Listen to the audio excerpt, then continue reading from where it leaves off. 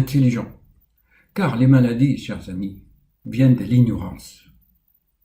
L'ignorance. Battons-nous ensemble contre l'ignorance. Tu veux être heureux? Alors instruis-toi. C'est tout. Et surtout, apprends. Ce qui gère ce cosmos, je l'ai expliqué. Ce fonctionnement est géré par des lois. La loi d'attraction, je l'ai expliqué. La loi de la gravitation. La loi de cause à effet.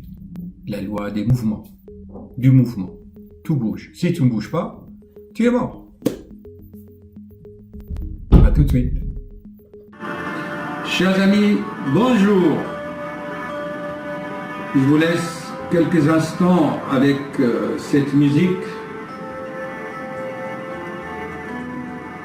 Le temps d'ouvrir les âmes.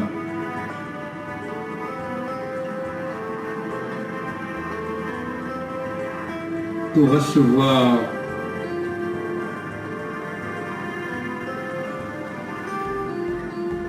les paroles enrichissantes. Ce week-end, j'ai eu affaire à quelqu'un, une femme, qui a beaucoup souffert, qui a perdu des êtres chers, qui a eu des maladies, qui suit l'actualité, la guerre.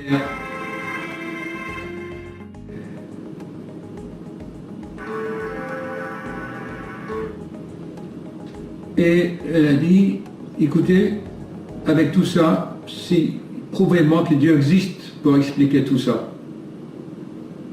Est-ce que Dieu existe en voyant tout ça? Qu'en pensez-vous? Souvent, les gens disent ça.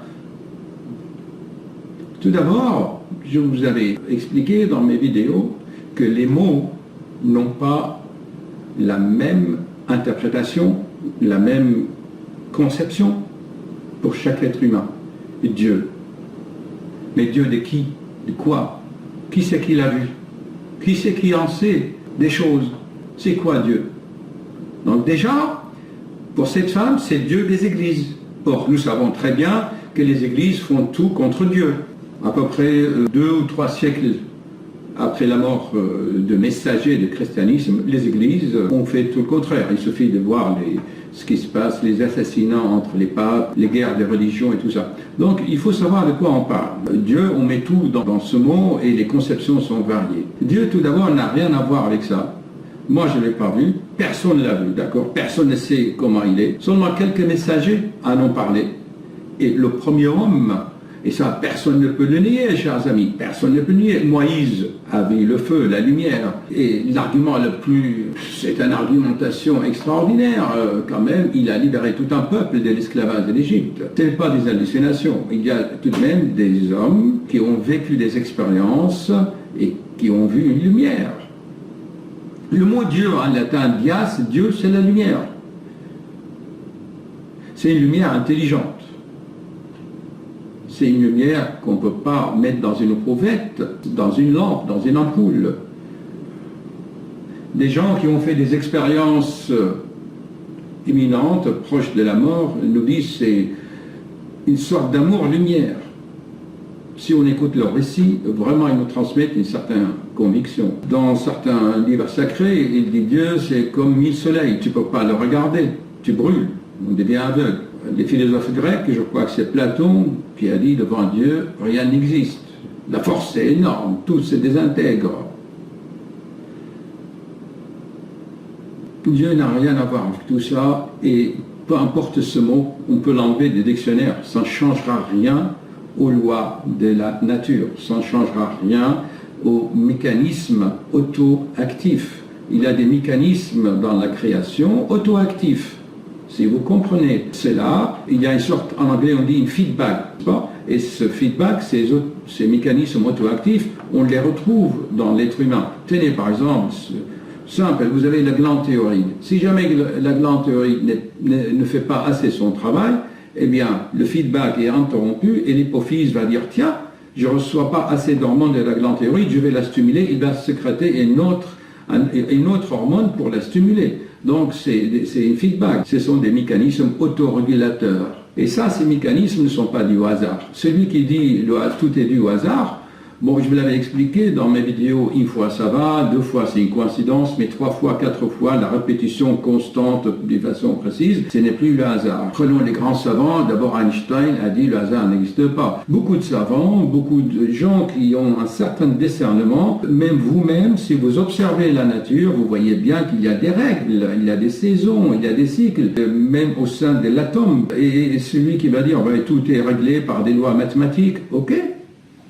Mais les lois mathématiques, s'ils sont tellement précises, ils ne sont pas dus au hasard non plus. Ils sont auto-réglés. Prenons l'exemple de celui qui dit « Dieu, comment il peut accepter tout cela ?» Mais cela, c'est quoi? C'est la vie sur cette planète, c'est ce qu'ils font les hommes qui n'est pas acceptable. C'est pas ce qui fait Dieu. Et Dieu a donné le libre arbitre à l'homme.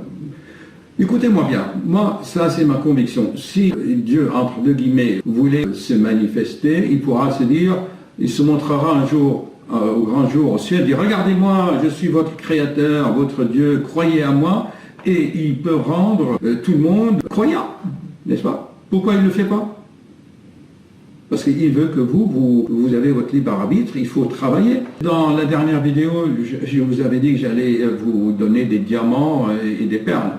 Mais vous avez oublié qu'on ne peut pas donner des diamants sur un plateau d'argent. Les diamants, il faut aller dans les mines, creuser, chercher, il faut les polir pour que ça brille. Et les perles, c'est quoi? Il faut aller au fond des océans, il faut aller au fond des mers, aller chercher les huîtres qui fabriquent les perles. Et avant cela, il fallait les opérer chirurgicalement. Les Japonais, ils font ça très bien.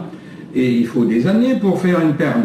Donc n'allez pas croire que les perles, vous allez les trouver comme ça. Seulement, moi, je vais vous mettre sur le chemin, ok? Réfléchissez bien, comme je vous avais dit, plus que de la moitié des êtres humains, donc plus que 3 milliards d'individus qui existent sur Terre, pourrissent la Terre et ils n'ont pas leur place sur la planète Terre. Pourquoi? Parce que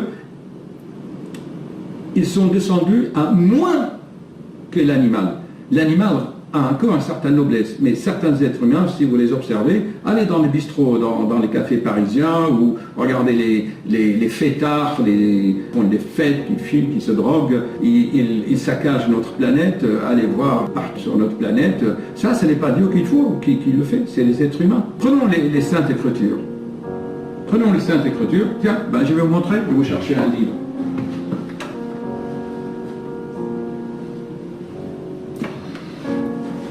Il est là, le livre. C'est les 10 commandements. Qu'est-ce qui est écrit dans les 10 commandements?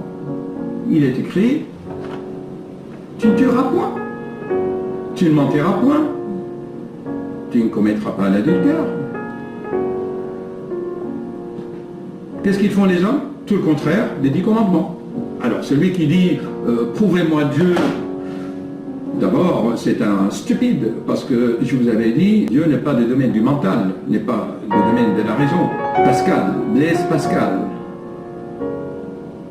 le Dieu de Spinoza, allez, cherchez.